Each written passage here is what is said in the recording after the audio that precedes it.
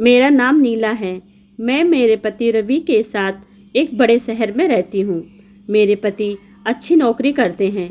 नौकरी करते अभी उन्हें 2 साल हुए हैं। हमारी शादी को अभी 1 साल हुए हैं। शादी के बाद मैं उनके साथ यहीं रहने आ गई। उन्होंने एक अच्छी सोसाइटी में एक किराए का मकान लिया है। पास में कई बड़े बड़े घर हैं। यहाँ रहना एक अलग सी बात लग रही है। क्योंकि शादी को अब 1 साल हो गए थे तो मैंने भी सोचा कि मैं भी जॉब वापस करती हूँ। हालांकि रवि इसके लिए मना करते थे, कहते थे कि वो अच्छा कमाते हैं, क्या ज़रूरत है। लेकिन फिर भी मैंने जॉब ज्वाइन कर लिया। जॉब के साथ घर का काम करने में थोड़ी परेशानी होती थी, इसलिए मैंने सोचा कि घर में काम करने के लिए एक नौकरानी रख लेती हूँ। लेकिन बड़े शहरों में अच्छा काम करने वाली का मिलना भी ज़्यादा मुश्किल होता है। इतनी जल्दी किसी पर विश्वास भी नहीं किया जा सकता। हमारे सोसाइटी में कई घरों में काम करने वाली आती थी।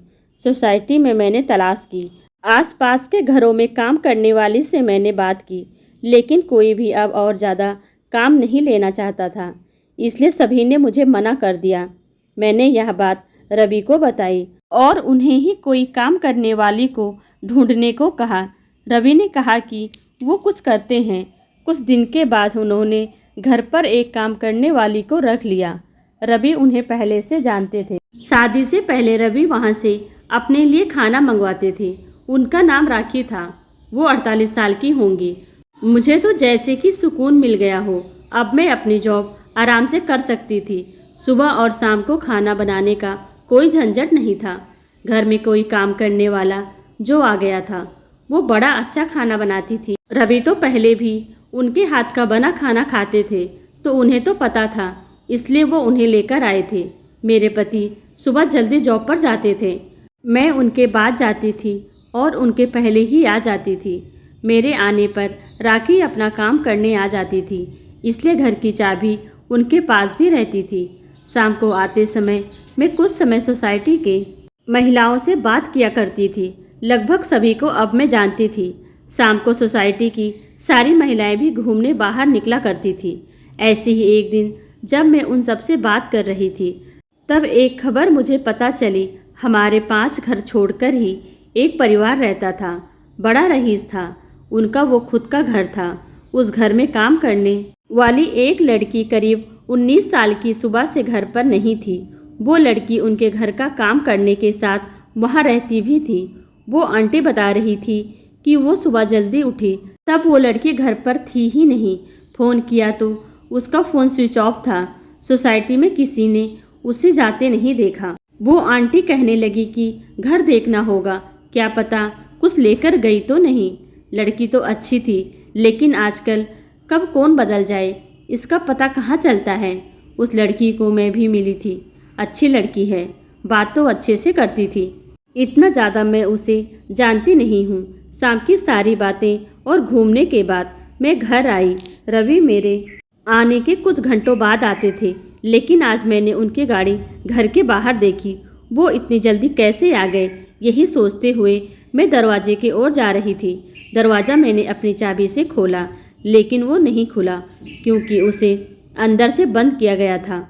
मैंने डोरबेल बजाई, लेकिन कुछ देर खड़े रहने के बाद भी दरवाज़ा नहीं खुला। थोड़ी देर बाद वो आए और दरवाज़ा उन्होंने खोला। रवि ने कहा कि तुम आ गई। उनके चेहरे पर एक अजीब सा डर था। मैंने पूछा क्या हुआ, इतने डरे क्यों लग रहे हो। वो बोले कुछ नहीं, मैं नहा रहा था। दरवाज़ा मैंने अंदर से बंद कर दिया। आवाज़ सुनाई नहीं दी। उनकी बात सुनकर मैं अपने बेडरूम में चली गई। सुबह से घर से बाहर थी तो मुझे बड़ी थकान हो रही थी। बेडरूम का दरवाज़ा बंद करना मैं भूल गई तो हवा से इधर उधर हो रहा था।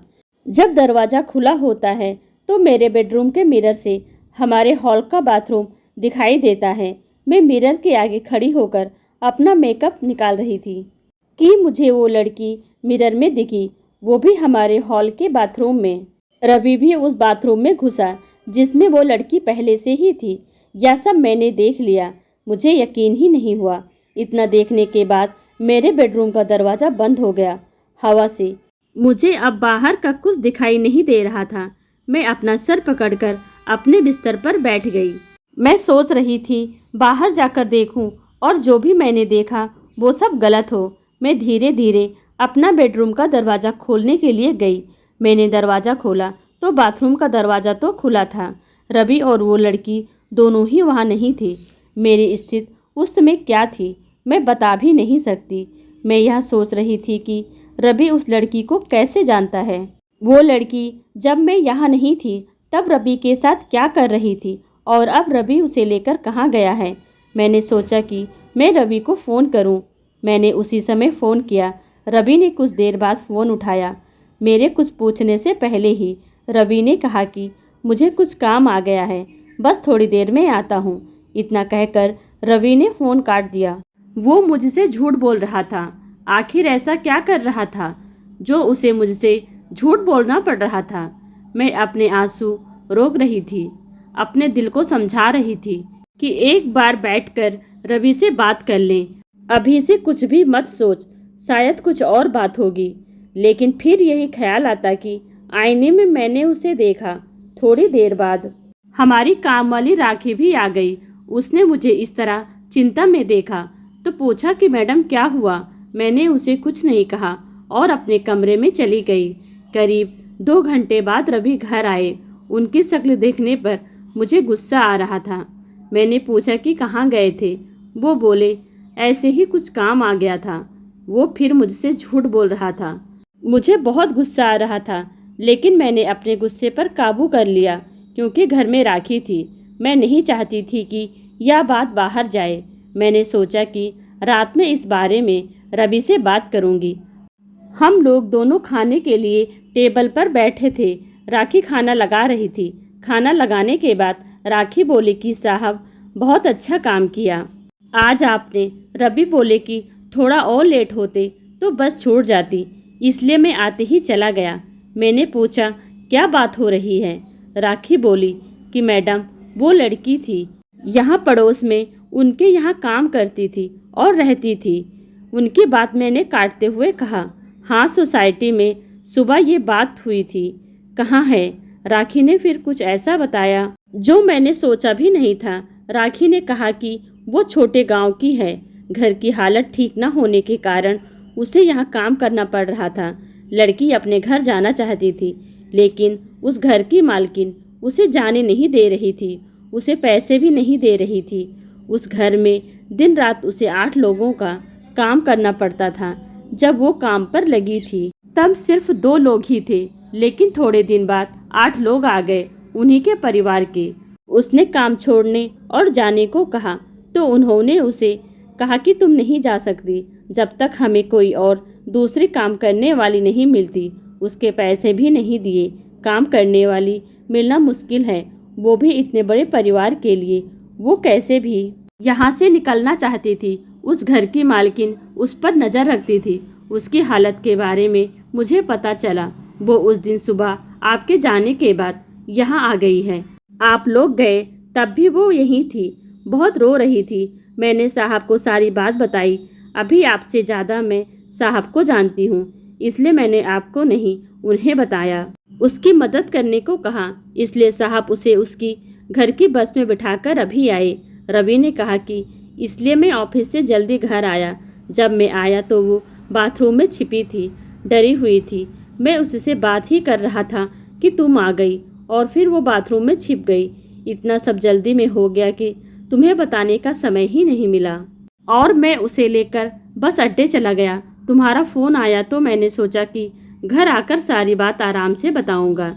लड़की सीधी थी, वो खुश थी कि अपने घर जा रही है। राखी और रवि की बात सुन मुझे यकीन नहीं हुआ। राखी ने कहा कि बाहर छोटे शहर से काम करने वाले जो आते हैं वो भी इंसान होते हैं। यह बड़े लोग कब समझेंगे। अपने स्वार्थ के लिए उसे रखा था। उसकी बात सोचने लायक थी। इसी के साथ ही मेरे दिल ने एक तसल्ली भरी सांस भी ली। मैंने मेरे पति को कितना गलत समझा। उसने एक सीधी लड़की की मदद की। मैंने राखी को कहा कि अगर अब कभी भी तुम्हें ऐसा कोई और दिखाई दे तो तुम मुझे बेफिक्र होकर कह सकती हो। हम इंसान हैं, सभी अपना जीवन अपने हिसाब से जीने का हक रखते हैं।